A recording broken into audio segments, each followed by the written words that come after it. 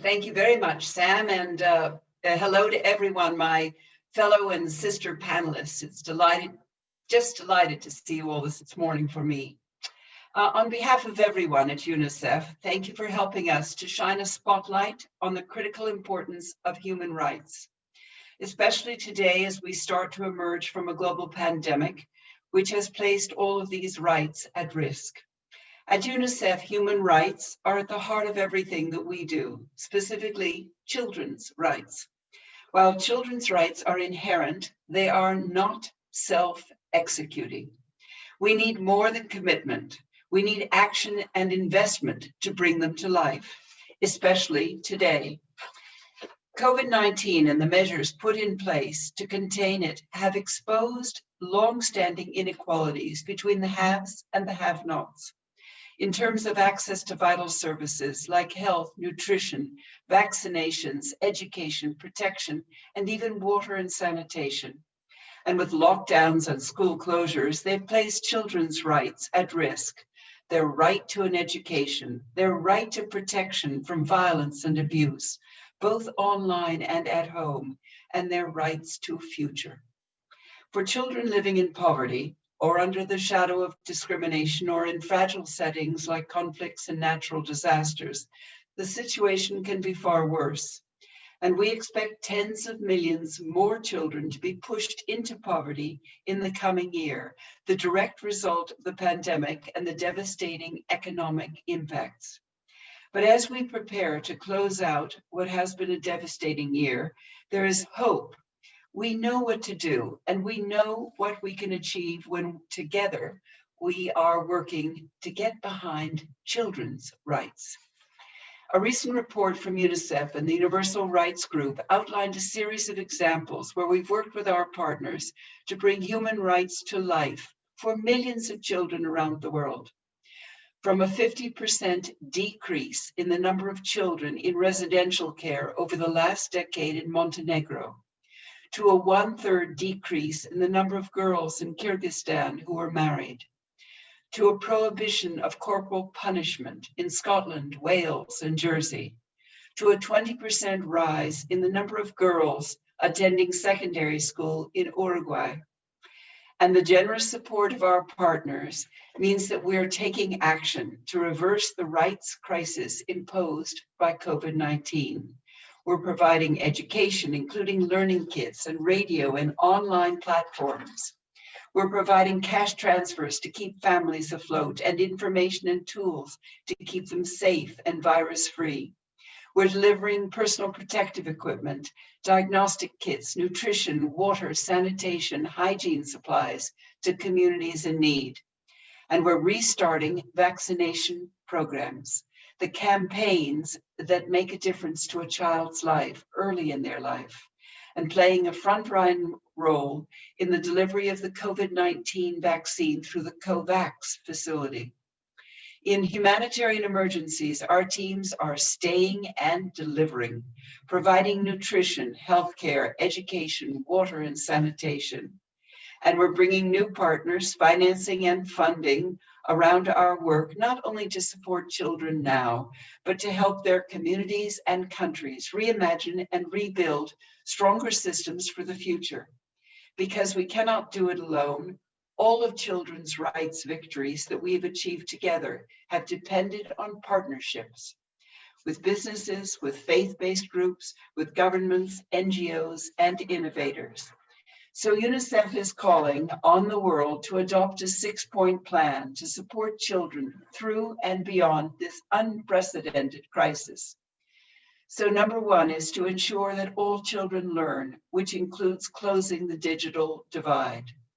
2, to guarantee access to nutrition and health services and make vaccines affordable and available to every child. 3rd, to support and protect the mental health of children and young people and bring an end to abuse, gender-based violence, and neglect in childhood. 4th, to increase access to safe water, sanitation, hygiene, and address environmental degradation and climate change. And 5th, to reverse the rise in child poverty and ensure inclusive recovery for all.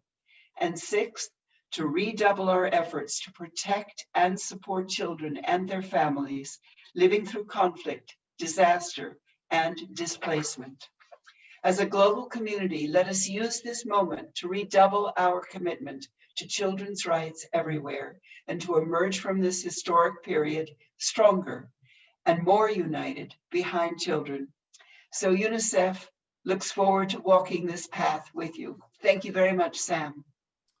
Thank you very much, Ms. Fore. Thank you for your inspiring comments and overview of the challenges that have been created as a result of the pandemic. And I read, and you recently said in a news article that when a devastating pandemic coincides with conflict, climate change, disaster, and displacement, the consequences for children can be catastrophic.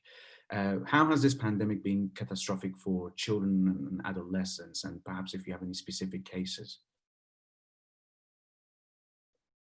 Well, Sam, let me go to mental health, because that's one where you hear the voices of children that often do not get heard, because you cannot see the scars of mental health on the outside of a child. You can only hear it inside when they are in those quiet moments and they're able to share and say something and break the silence.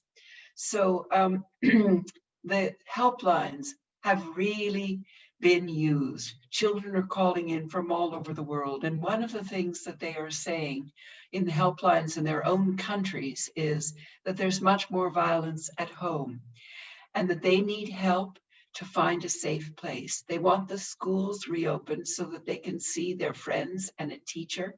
They want someone that they can turn to, a counselor, someone who can be there as a friend to hear them. They are also finding, and they're reaching out about a need for knowing more about the internet. They're online a lot more. There are many predators online. So mental health is an area that we really need the world to pay attention to and to hear their voices.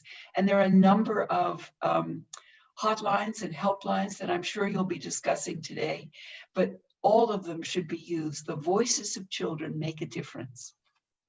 Thank you very much for pointing out to the mental health, epidemic, and of course the challenges that have been created by the pandemic. And the Secretary General recently talked about the domestic and gender crisis at home, and I think you rightly point out that these are very complicated issues and that need urgent attention.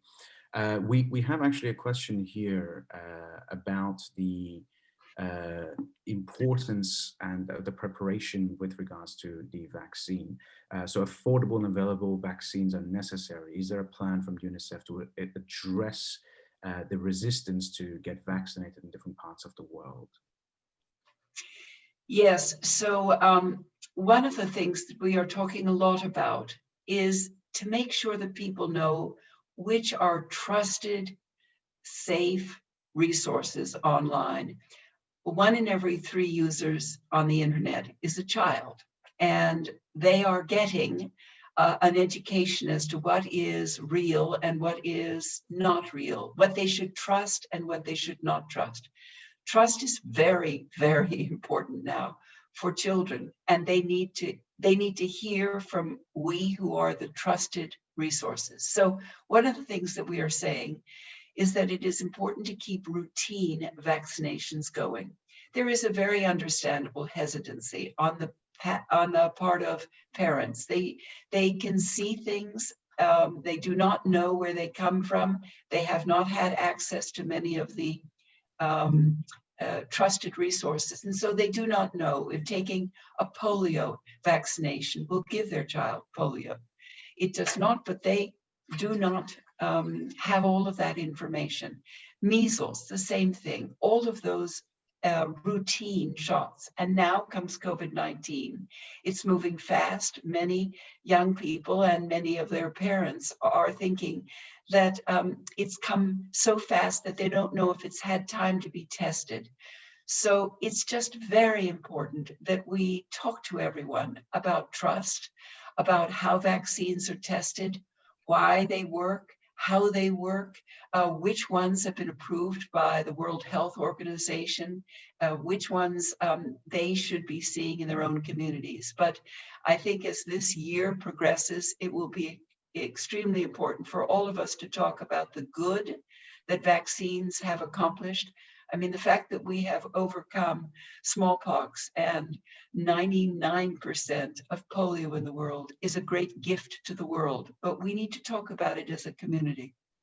Absolutely. Thank you very much. We actually have a follow-up question here from Robert, who says that could you possibly share some examples, positive stories of resilience in children and communities who have been hit hard by the pandemic? And could we apply these takeaways in other global settings? Well, there's some wonderful ones that are just coming out. So much of the resilience comes from children who are out of school and who begin to get remote learning. And they are using everything. They are borrowing the cell phone from their father or their older brother or sister. They are working with a radio at night, or they are working with whatever they have at hand. They're sharing, they're collaborating. And many older siblings within a family or within a neighborhood are helping to teach younger ones so that they're becoming teachers in the neighborhood and in the family. But there is so much more of this that we can do. There is a new website that has set up called the Global Development Commons, which is a place that one can go to look up what's happening, what are best practices and best examples from countries all over the world. And it's from individuals as well as from ministries and from nonprofit organizations. So take a look at those. It is a resource for everyone. Thank you so much. And one final question, if I know you have to rush off, but perhaps within a minute. UNICEF have created several very innovative solutions that engage young people. You just mentioned the Global Development Commons, which we're a proud partner of. How will these innovations engage young people in securing their rights as children? And how can the audience here get involved and support UNICEF in the crucial work that you're doing around the world? Right. So we want everyone to be engaged in the discussions because you'll see good examples that could be used somewhere else in the world. So come visit the Global Development Commons. We also have something called U Report, U like the letter U, but it means you. So we want you to tell us what's going on in your community. So whether it is a natural disaster, the hurricanes that came through the Caribbean and Central America, talk about what's happening in your community, share that information. It makes you part of the solutions.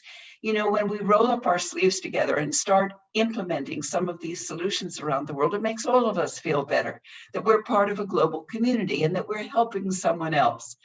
And that is part of the feeling that we want at this conference and symposium. It is that we can all help each other. So there are a number of these platforms. So come visit UNICEF and we'll connect you to everything. So thank you, Sam.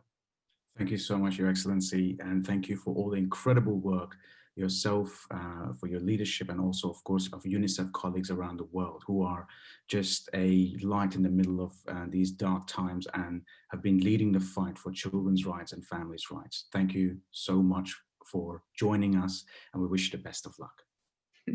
Thank you, Sam. And Sam, when you talk about light, we now begin to see light at the end of the tunnel, but we want to be sure that the light shines on everyone. So we want to be very inclusive. No child should be left behind. And thank you. Thank you so much. Have a wonderful day. Okay.